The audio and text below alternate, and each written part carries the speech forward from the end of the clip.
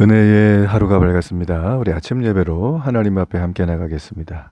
오늘은 사도행전 24장 1절에서 9절까지의 말씀을 함께 읽으시고 하나님 말씀 나누겠습니다. 제 24장. 닷새 후에 대제사장 아나니아가 어떤 장로들과 한 변호사 더둘로와 함께 내려와서 총독 앞에서 바울을 고발하니라. 바울을 부르매 더둘로가 고발하여 이르되, 벨릭스 각하여, 우리가 당신을 힘입어 태평을 누리고 또 이 민족이 당신의 선견으로 말미암아 여러 가지로 개선된 것을 우리가 어느 모양으로나 어느 곳에서나 크게 감사하나이다. 당신을 더 괴롭게 아니하려 하여 우리가 대강 여짜옵나니 관용하여 들으시기를 원하나이다. 우리가 보니 이 사람은 전염병 같은 자라. 천하에 흩어진 유대인을 다 소유하게 하는 자요, 나사렛 이단의 우두머리라. 그가 또 성전을 더럽게 하려 함으로 우리가 잡았사오니 당신이 친히 그를 신문하시면 우리가 고발하는 이 모든 일을 아실 수 있나이다. 유대인들도 이에 참가하여 이 말이 옳다 주장하니라. 주유소에 가면 이런 표지판이 있는 걸 봅니다. 경고 문구인데 위험물 취급주의. 주유소는 위험물이죠. 만에 하나 불이라도 인화성 어떤 그 소재가 있기만 해도 거기는 정말 삽시간에 대형 사고가 날 수 있는 그런 곳이 바로 주유소입니다. 정말 위험해 보이죠. 여러분, 그러나 주유소도 위험해 보이지만 세상에서 가장 위험한 것이 있어요. 바로 복음이에요. 이게 무슨 소린가? 오늘 말씀 속에서 우리가 이 복음이 얼마나 위험한지, 어떤 사람에겐 위험하지만 어떤 사람에겐 이게 생명을 살리는 게 되는지 한번 살펴보겠습니다. 지금 바울은 이제 바울이 고발을 당하는 장면이 오늘의 내용이에요.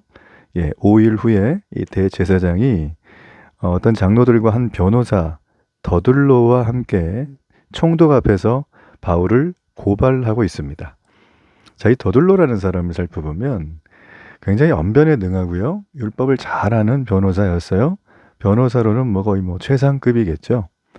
이 대제사장은 정말 바울을 어떻게든 죄목을 엮어서 없는 죄 만들어가지고 억울하게 옥살을 시키려고 아주 작정을 하고, 모르긴 몰라도 뒤에 블랙 커미선이 있었겠죠. 자, 여러분, 이런 상황 속에 더둘로가 총독 앞에서 시작하는 말을 잘 보세요. 뭐죠? 아첨합니다. 자, 여러분, 벨릭스라는 사람은 우리가 익히 잘 아는 사람이지만 굉장히 포악한 총독이었어요.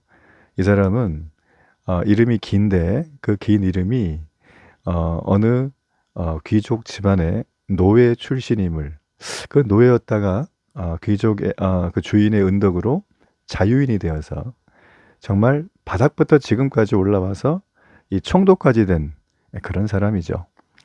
자, 여러분, 그때 당시에 총독이 되기 위해서 아무런 신분적 배경도 없이 권력도 없이 이 물질도 없이 될 수 있었다는 건 뭘 말할까요? 두 가지겠죠. 요셉처럼 뛰어난 탁월한, 특별히 하나님의 보호와 인도와 계시의 영을 받은 사람으로 그렇게 세워지든지, 아니면 세상 추하고 더럽고 냄새나는 것들을 전부 다 답습하면서 살아가는 것인지. 여러분, 우리가 정의를 늘 외치잖아요. 세상에서는 정치인도 정의를 외치고, 노동자도 외치고, 또 문화에서도 외치고, 정규직 근로자, 비정규직 근로자, 자영업자, 기타 등등 사업주까지 자기가 정의라고 외치는 시대에 살아요. 그래서 요즘에는 이 정의라고 하는 것 자체가 기준 잡기가 너무 모호해요. 그 법이라는 게 왜 생기나요? 이 정의가 괜찮구나 편들어 주려고 사실 법이라는 건 생기는 거죠. 그죠? 그래서 맨날 입법 저지한다고 정치인들은, 그 배운 사람들이 머리끄댕이 잡고 싸우고요. 서로 앞에서 이 말하고 뒤에서 딴 말하고, 그래서 맨날 뉴스에 막 이렇게 어떤 사람이 탁 찌릿이 돌려가지고 터트려지고, 그뿐입니까? 우리 인간 사이의 관계에서도, 경제활동을 하는 관계에서도 이중장부, 요즘은 많이 사라졌겠지만 여전히 이중장부, 현금 거래만 해서 세금 탈루하는 거, 또 서류 위조하는 거, 사문서 위조, 공문서 위조, 뭐 배임 횡령 이런 것들이 뭐 한국의 범죄율 중에 탑 10위 안에 다 든다는 걸 여러분 잘 아실 거예요. 자, 여러분 정의가 뭘까요? 지금 여기 본문의 내용은 정의에 대한 싸움이라기보다는 자기의 힘과 모든 배경을 가지고 정의를 만들려고 하는 싸움이에요. 자, 지금 여기에 바울이 말려 들어간 상태인데 잘 보면 우리가 이제 말씀을 앞으로 또 내일도 보겠지만 그 말려 들어갈 수밖에 없는 누구도 빠져나올 수 없는 이런 상황 속에 여러분 바울은 하나님이 지켜줘요. 예. 진리를 이 대적들이 이겨내지를 못합니다. 그렇죠? 뭐 당신의 선견으로 벨릭스를 띄워줬던 더둘로가 아무리 얘기를 많이 해도 악인들의 연합은 일장춘몽이죠. 강력한 힘을 갖는 것 같지만 자기 모순에 빠져서 결국 서로 갈라지게 됩니다. 자, 이 더둘로란 사람이 죄목을 두 개를 달았는데 하나는 우리 유대 민족을 소동을 일으키는 소동 주동자라고 얘기를 해요. 5절에 나사렛 이단의 우두머리라고 바울을 얘기를 하죠. 그죠? 자, 예수님의 고향인 나사렛을 언급했어요. 또 바울뿐 아니라 예수님까지 걸고 넘어가면서 이거는 그리스도인 전체에 대한 모함을 더둘로가 아주 기술적으로 하고 있어요. 참 예나 지금이나 뭐 이런 일 우리가 뭐 흔하게 보죠? 흔하게 봅니다.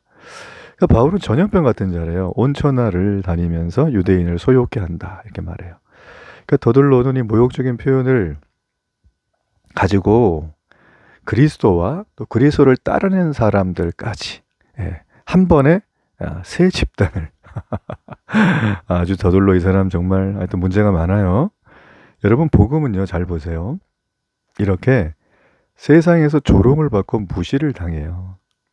항상 그래왔어요.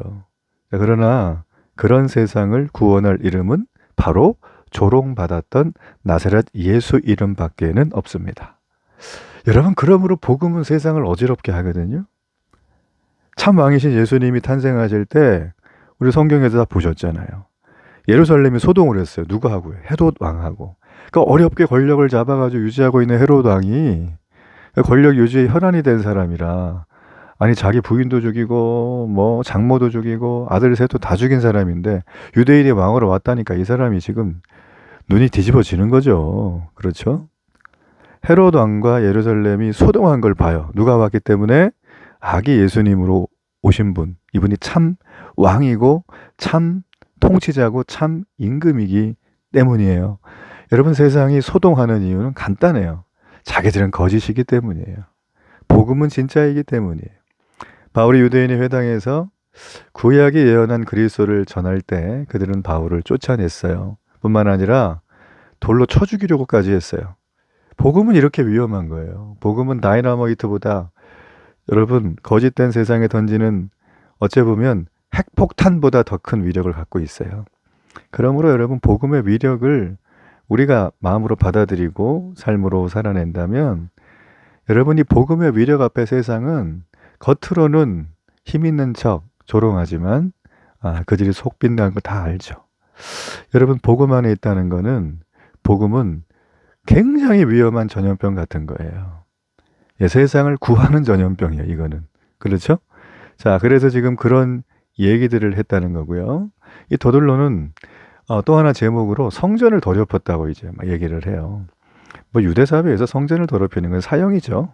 그런데 이거 모함하는 거죠. 전혀 더럽힌 적이 없어요. 정작 신성 모독죄를 범한 것은 유대인 자신들이었어요. 뭐 거기에서 뭐 물건 팔고 환전하면서 성전세 걷고 온갖 뭐 부정축제를 뭐 다 했죠. 눈 감아주면서 그죠? 겉으로 항상 외식하고 자 이런 모습이 사실 우리가 종교인들이 행하는 모습이다라는 거죠. 자, 이 종교인들의 모습은 도덕적입니다. 그래서 굉장히 깨끗해 보여요. 선행도 많이 하고 바르게 살고 욕 한마디 안 하고. 근데 그 속을 알 수가 없어요. 왜냐하면 그걸 자기가 이뤘으니까요. 그러나 복음을 받아들인 사람은 달라요. 이미 이뤘어요. 우리 예수님이 우리의 모든 희생제물이 되셔서 우리를 구원하시고 우리가 죄인이지만 의의 옷을 입혔어요. 이미 게임 끝났어요. 그래서 우리는 감격하고 감사해서 착하게 살려고 도둑을 가는 거지. 그죠? 그것도 자유의지를 그대로 가지고 가는 거잖아요. 그래서 세상 사람들은 자유의지가 없어요. 막 끌려가는 거예요. 막. 이거 하나 잘못하면 큰일 나듯이 막 아주 벌벌벌 떨면서 막 이렇게 가는 거예요. 자, 여러분, 그래서 오늘 우리가 살펴봤던 이 본문의 내용, 정말 세상에서 가장 위험해 보이는 것은 주유소에 있는 위험물 취급주의, 그게 아니라 복음이라는 거죠. 여러분, 오늘 이 복음을 들고 살아갈 텐데, 이 복음 안에 살아갈 텐데, 복음을 살아내실 텐데, 그 삶을 살아갈 때, 야, 내가 가는 곳마다 전염시켜야지, 세상을 구원해야지, 이런 마음으로 좀 가시면 좋겠어요. 복음을 받은 사람은 이런 담대함과 마음속에 주는 영적인 부요함으로 살아가게 됩니다. 그런 은혜가 있기를 간절히 바랍니다. 우리 결단의 기도를 드립니다. 살아계신 하나님 아버지, 오늘도 우리의 심령에 성령께서 함께 하사 우리가 세상에서 조롱받고 배척받고 업심여긴 당하는 것을 당연히 여기고, 이 복음이 가장 세상을 구하는 위험한 전염병임을 우리가 깨닫고 이걸 전하는데 오늘 하루 사용할 수 있도록 축복해 주옵소서. 예수님 이름으로 기도합니다. 아멘.